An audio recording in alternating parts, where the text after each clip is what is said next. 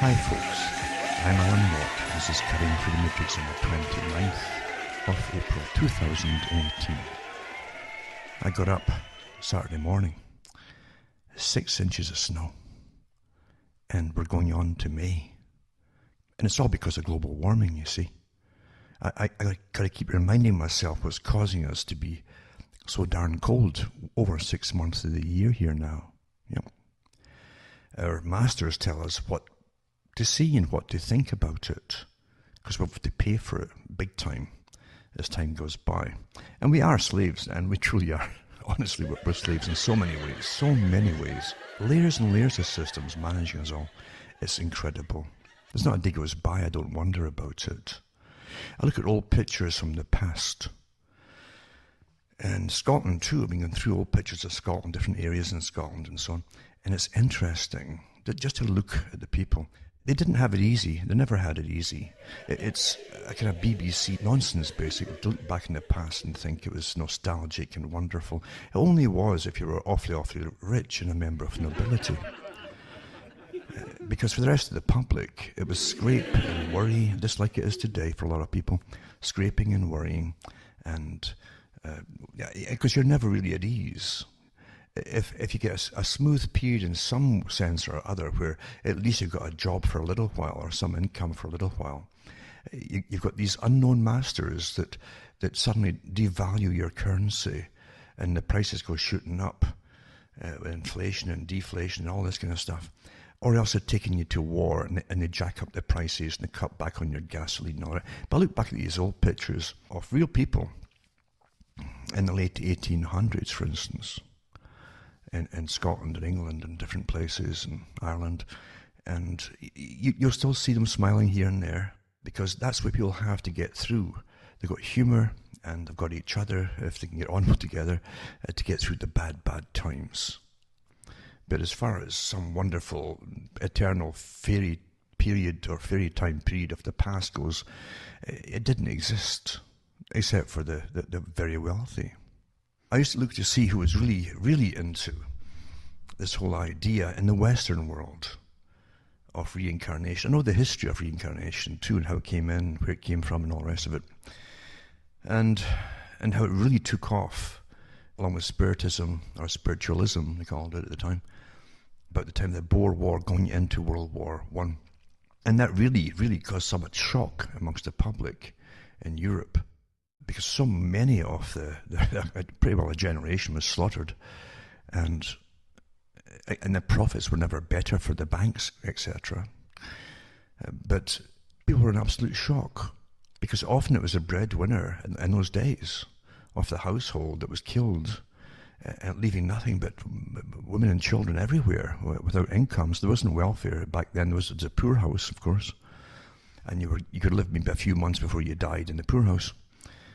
It was horrific for a lot of people, absolutely horrific. And so they went into the whole idea of hope, reincarnation, or spiritualism, so you could get in touch with your deceased, basically. Because it was a shock for the people. Terrible period it was. And they're getting over that in some place, and then in comes the Depression. Britain never got out of the Depression. They were in the Depression before the Great Depression came along, paying for World War I. It was never a better time for the bankers in the US at the time. It was all pre-arranged, the whole darn thing. So obvious when you see when the Federal Reserve came in time to get the income tax going as well, to pay off money it would borrow from the big private banks. And just in time to get America in for the end of World War I. But for the first 3 years, they just lent to all sides, big time, massive interest in war too, because you'll say, well, you don't know who's going to win or lose, so it's very, very high interest rates for every country. And as I say, Britain never got out of it, in every way, financial and mentally depressed. Everybody was depressed, and that's how the times really were for people. And then when you end up getting home again, believing you've won something, you're plunged into another Great Depression financially across the world by the same bankers that had just plundered it and made a massive killing of it all. And then you don't get through into a good time until you're ready to hit World War II. Just one thing after another. Then after World War II, the countries like Britain, and you had Ireland too, to an extent nowadays, but they're already bringing in masses of immigrants, which they didn't really need, because they were cutting back on labour. You got to remember that the Industrial Revolution was really coming to an end to an extent. They still had industry, lots of industry, but it wasn't expanding. And mechanisation had cut back on the need for more and more people. So much like today, of course, with robotics, etc. So anyway, the most people never really had it good. They didn't really have it good at all. But it's nice to see the romanticised versions on the BBC. But as I say, when you look at the old pictures of people who existed, real live people, always think about that. Just like we take photographs today, you're capturing an instant, a little moment in time. But you'll think it's important because you're in it, maybe, or someone you know is in it. But you got to remember too, the people you see from the past were just as real as you, and a fraction in their time of their lives were just the same as you, that may have little worries on the go, maybe big worries on the go, and various things happening at the same time. But there were real people going through life in very unsettled and frightening times. And yet you still see the happiness they could put forth, and the kindness to each other too, in lots of old photographs. And the reason I look at that too is because today it's the same nonsense that goes on. Reading the papers today from across the world, and from the US and Middle East and so on, it's like a repetition, Groundhog Day, of all the same headlines you saw in the late 90s building up to 9/11. And the preparations of why we'd have to take all these countries out in the Middle East before 9/11 happened. It's the same headlines from the same countries, expecting the US and Britain and France to do it all, you know. And literally, it's just I don't think they even had to rewrite stories. They just took them right out of what they did. Look back in the 90s, and it's incredible to compare the same headlines. Incredible. So boring too, to realise that all this time, a good chunk of your life, there are forces getting you all ready for war to suit themselves, not for your countries at all. That's what's disgusting about it all. People are brought up in a myth that they have countries. A myth. Absolutely. A country, as far as the people who run in the world goes, is a useful tool. And it's more useful if the people are trained to believe it's theirs and that they have rights in it. That's the whole con right there. Very simple. Very, very simple. Countries were gone long ago. Long ago, when you were conquered long ago, and you didn't even know you were conquered long ago. That's the sad truth of it. I often wonder, and I gave talks on this in the 90s, in fact, I had an idea, like the movie called Prophecy, I think it was. And it was Christopher Walken was an archangel. It was cast down, blah, blah. But I think it was maybe the second or third one. They had the Satan figure, Lucifer figure, standing on a massive pyramid of bodies. And it hit me even then, long ago. I thought that's exactly what you picture. I picture the generations in time of people going through with this evil creature on top. And layers upon layers of people, which are generations, never ever knowing from birth to death what it was really all about, or the fact that there was powerful forces behind the manipulation of their lives, including the wars. They never knew. And the greatest crime of all is to steal your consciousness and disable your ability to be conscious with drugs and God knows what else. And incredible training, incredible propaganda to make you a docile slave. Given all the right things to fight for, you think as you're getting trained and all, but you're actually being broken with a lot of phony things to fight for. Because these things you're taught to fight for are meant to defragment society to make it easier to manage for the controllers. Quite amazing. Now, by the same token of pitching your mind layer upon layer in a pyramid fashion of generations, all dead people, as I say, who didn't know real truth of what was going on in their lifetimes from their leaders in their own nations or areas or whatever it happened to be, and also robbed them of the right to know by withholding information in all of its forms. Don't forget the information. You can get lots of information that's bogus. This fake news is nothing new at all. It's like the Zimmerman telegram to get America into World War I, another fake thing too. Governments are awfully good at doing fake things. So are other special interest groups all the time to get what they want, and very powerful ones at that. So nothing's ever as it appears to be. But when you think that your indoctrination today, and that's what you have today, is an indoctrination, awfully good indoctrination as far as the leak to want you to be indoctrinated. It's a very good indoctrination with all the right things to hate, and people to hate, and groups to hate, and even colours to hate, etc. All from school, and genders as well. Think about it. That's what school is about today. People don't think that's just the problem. When the evidence is there and you're thrown into it, they don't think. Because no one at school is ever going to tell you, be very careful what you're going to hear here in the school, because we're here to propagandize you and use you. They'll never tell you that. You never get a warning. So people who go into it naively as children become very naive and angry adults, like little programmed robots, hating those that they're taught to hate. And without even asking the question, who taught me this, why did they teach me this, and who benefits from it?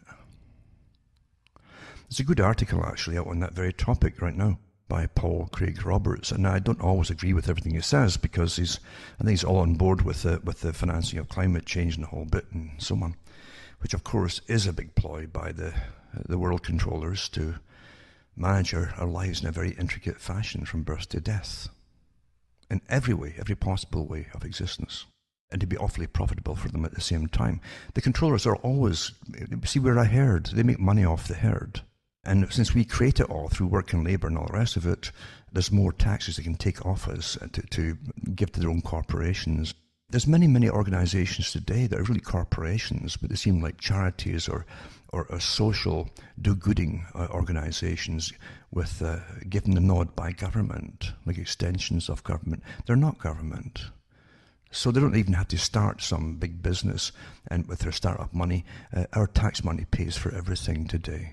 Look at the grants going for the electric car and all the rest of it. Massive funding. These people are the real controllers of the world, because everything comes from us. Every fraction of society and faction of society, and you do fracture the factions in society, you can get funding from all sources, again from government, to sort it all out, from the mayhem to there's whole careers they make off this, of fixing all the brokenness in society which is caused by the indoctrination. Folk don't think about that or figure it out.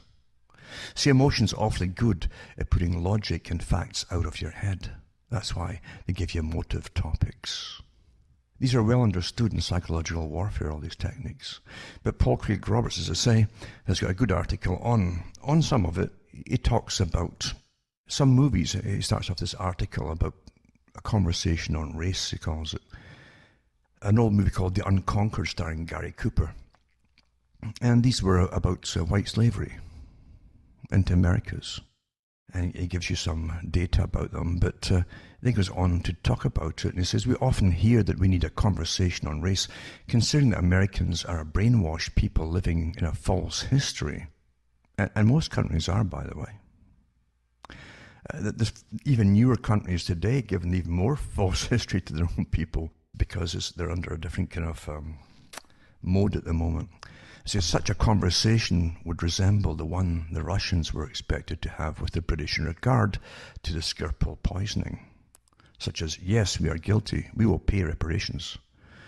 Where would you like us to send Putin for trial? In other words, the only acceptable race conversation in the US is one in which white people accept the accusation that they are racist and offer to make amends. Considering that the only slavery experienced by any living black or white person, he's talking about any living black or white person, is income tax slavery. And folk never question it today because they're all getting thrown off into different tangents. Race is an issue only because it's been orchestrated as an issue along with gender and sexual preference. These divisive issues are the products of identity politics spawned by cultural Marxism, and that's correct.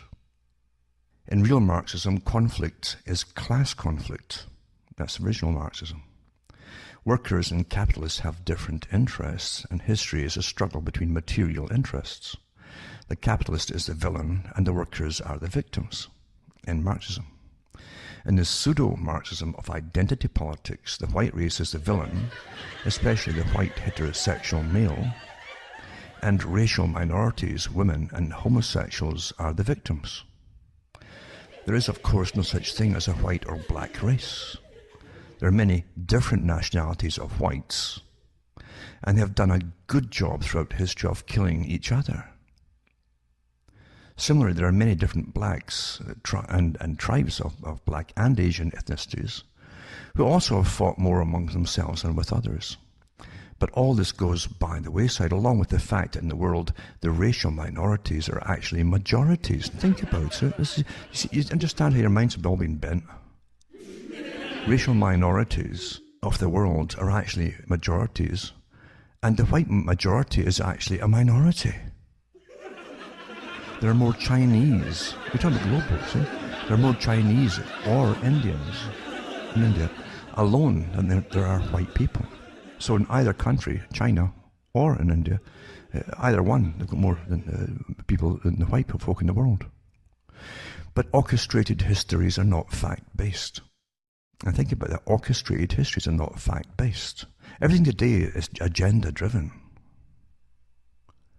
The working class, designated by Hillary Clinton as the Trump deplorables, is now the victimizer, not the victim. Marxism has been stood on its head. The American ruling class loves identity politics because identity politics divides the people into hostile groups and prevents any resistance to the ruling elite. With blacks screaming at whites and women screaming at men and homosexuals screaming at heterosexuals, there is no one left to scream at the rulers. The ruling elite favours a conversation on race because the ruling elite know it can only result in accusations that will further divide society. Divide and conquer. Consequently, the ruling elites have funded black history, women's studies, transgender dialogues in universities as a way to institutionalize the divisiveness that protects them. These studies have replaced real history with fake history. For example, it was once universally known that black slavery originated in slave wars between black African tribes. Slaves were a status symbol, but they accumulated beyond the capacity of tribes to sustain them. The surplus was exported first to Arab nations, and then to English, Spanish, and French. There's actually another one in there. At the time, too, they used a lot of them brought them into Latin America. This is and French who founded colonies in the New World and had resources but no workforce. The socialist scholar Karl Polanyi, now this is Paul Craig Roberts talking here. The socialist scholar Karl Polanyi, brother of my Oxford professor Michael Polanyi, told the story of the origin of the African slave trade in his famous book called Dahomey and the Slave Trade. That was actually it's almost an empire. Dahomey was just a place in Africa. The first slaves in the New World were white. When real history was taught, this was widely understood. And it's true. France made movies too, very old movies. Britain made very old movies about it, about Val Diemen's Land and how they sent off their convicts. And by the way, they made so many laws that they could just simply have quotas, and the people who were the precursors of the police at that time, paid by the crown, would just simply go out and round folk up and charge them with anything they wanted to get the quotas up, and they'd ship them off as slaves abroad. For those who don't know it. Since when real history was taught, this was widely understood. Movies were even made that showed that in King George III's England, the alternative to criminal punishment was to be sold as a slave in the colonies. And it gives you links there too. Among the first New World lands to be exploited by the Europeans were the Caribbean islands, which were suitable for sugar and rice production. The problem was that the white slaves died like flies from malaria and yellow fever. The Spanish lack of success with a workforce of natives of the lands they conquered led those in search of a workforce to the slave export business of the Black Kingdom of Dahomey. And it was a kingdom. It says the demand for black workers rose considerably when it was discovered that many had immunity to malaria and resistance to yellow fever. This meant that a plantation's investment in a workforce was not wiped out by disease. The resistance of blacks to malaria was due to the protective feature of the sickle cell trait. You've heard of sickle cell anemia. This is a trait too that apparently only blacks have. So it gives them a certain amount of immunity towards it. Slavery existed in the New World long before the US came into existence. And that's true as well. I remember that there's an awfully good book about the history of New York area, and how even a fleet came up from, I think it was, of ships, came up, of people who were kind of fleeing us in a sense, Brazil and Argentina. But at first they were denied access to New York Harbor, but eventually they got it because they could pay off the politicians in Holland at that time that ran the bases at that time in what became America later on. It was Dutch. But it was fascinating to read it. And they actually had lots of slaves too. They'd already used them in Latin America. So they ended up bringing them in and brought them into parts of the southern US. But again, most people don't read these things anymore, even though they were awfully well documented at the time. But anyway, they talk about how it existed, the slavery existed in the US before it came into existence. George Washington and Thomas Jefferson are today written off by identity of politics as racist simply because they were born when slavery was a pre-existing institution. Slavery had existed for many centuries prior to the Confederacy. Remember too, that the term redneck comes from the burning of the neck of white folk as they stoop over in fields. That's where it comes from. And there are certain folk who still hate the white folk for that and call them rednecks and really play it up too for certain reasons. And first they were called red shanks because at that time the breeches only went down to the knee and the backs of their legs would often get burned. Then later on it'd be their necks, you see. White slaves. And there's good books out there too. They were white and they were slaves, and there's other books out there too to explain it all. But again, facts don't matter today, do they? Because there's so much that your world, and these are world rulers that they're running the whole planet right now, and have everybody turned against everybody else. Awfully well managed, isn't it? As the slavery existed for many centuries, etc. In some accounts today, one comes away with the impression that the South invented slavery. As the tale sometimes goes, the southern races so hated blacks that they went to Africa to capture blacks at great expense, only to return them to the South, where they were whipped and abused their investments to the point of death and demoralized their work, forced by breaking up black families, selling children in one direction, and wives and husbands in the other. This tale is not told as an occasional abuse, but as a general practice. Economically, of course, it makes no sense whatsoever, but facts are no longer part of American history. Northern states held slaves as well. However, the dominance of slaves were in the South. This was not because of Southerners hated blacks. It was because the land in the South supported large agricultural cultivation, and there was no other workforce. In the South, like the United States, inherited slavery from the workforce the European colonists purchased from the Black Kingdom of Dahomey. I remember reading too on the air at the time from an article of a journal that was found in London, and it was the Rothschilds to do with their business enterprises back in the 18th century, I think it was. But they actually had, maybe in the 19th century, but they actually had, it was about a slave ship that they were actually using in London at the time to transport them over to America. And we don't want to say that the family now had played so much towards different charities not to make up for the wrongdoing in the past. But don't forget, lots of folk and peoples were involved in this kind of terrible thing. And it is awful, isn't it? It's really awful that even in your own countries, the psychopathic types will always dominate everybody else who's decent. Always. And use and abuse you because they have no conscience. They don't sit back and worry about, oh, I shouldn't have done that to so-and-so. They don't have that. It doesn't happen to them. And I often think that's what's wrong with the world, to be honest with you. And that will never change as long as humans are still humans. It's rather awful, but that's really the way it is. And it says, why wasn't there an alternative workforce to slaves? The reason is that new immigrants, by moving west, could take land from the Native Americans and be independent as opposed to being wage earners working on someone else's land. He goes on to the different thing to do with Northerners and Southerners. It says it was Lincoln's Northern war criminals called Sherman and Sheridan who were sent to exterminate the Plains Indians. Ask the American natives, or what's left of them, who the races are, the Northerners or the Southerners. Think about that too. And you got to ask at the same time, when he's showing you reality here as opposed to Hollywood myth, why are you being given the same stuff over and over again from the so-called cultural managers of the nation and the world, perhaps? It says black studies have even corrupted other aspects of history. Consider the so-called Civil War. The name itself is orchestration. People hear these terms and they get indoctrinated, but don't question what it means. Words are awfully important because they shape how you're going to view things down the line. They will. Black studies have even corrupted other aspects of history. Consider the so-called Civil War. What is a civil war? Think about it. So it says, there was no civil war, there was a war of northern aggression.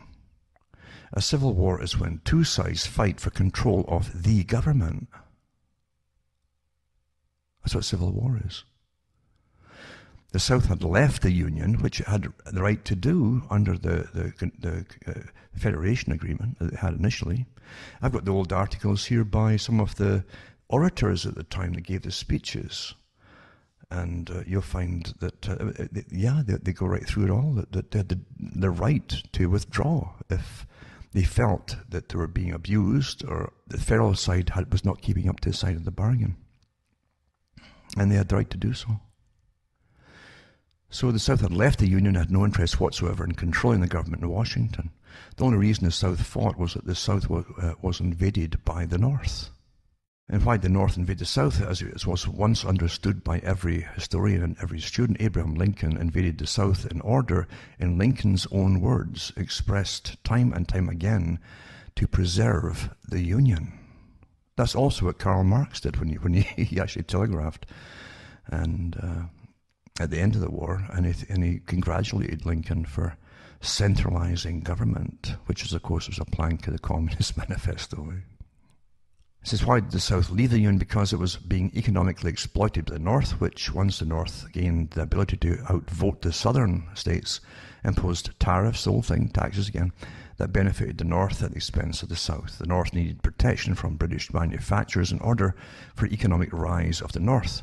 In contrast, the South's economy was based on cotton exports to England and on cheap manufacturers imported from England. Tariffs would bring the South a higher cost of manufactured goods in retaliation against their cotton exports. The economic interests of the North and South did not coincide. But you understand that everything today is a complete fabrication of what happened in the past, in order that so many factions are created to fight forever for their entire generation to come. And the ones at the top will benefit from all in ways you'll never, ever, ever imagine. There's the character and generalship of Robert E. Lee, who is dismissed by identity politics as a white racist, is so highly admired by the U.S. Army that the barracks at West Point are named in Lee's honor. Not even America's first black president was able to change that. Black history also covers up the fact that Robert E. Lee was offered command of the Union Army. In those days, Americans still saw themselves as citizens of their state. That was true. Not as citizens of the United States. That was so important with the whole idea. You understand that you had all the different writings by those who were statesmen at the time about federation. Even had anti-federalists at the time too. But the whole point was that you could only be responsible living in your own area at a certain distance from where you were. And anything that was so far removed from you would always end up being a tyrant over you, like a centralized government somewhere far, far away. Same as the EU Parliament idea, where there's countries so far away from it that they're pretty well ignored. They're still taxed to death, but they're ignored by a central government that's got nothing in common with the people in the outskirts even. And all that stuff was known by, I think actually they were better educated back then, at least the folk who educate educations, and they knew all this stuff. They really did. And this article goes on. It's quite a good article actually. And often he's wrong in certain other things too. He doesn't seem to see the far left's agendas for controlling. And the far left is just the same bunch really at the top as the far right. At the very, very top, it's the same people, if you haven't figured that out. But they all are agreed in bringing down the population worldwide eventually and managing our lives minusculely in every single detail from birth to death. And they're definitely going to use this whole sustainability via an environment and climate change, all the rest of it, to save us all, supposedly, as they kill us off. Reality is not pleasant. It really isn't. It really isn't pleasant. Do you understand that even in the military, most ranks in the military are given basic propaganda. Basic propaganda. Most folk who go into the military are, again, the working class. That's the bulk of it, with the least education.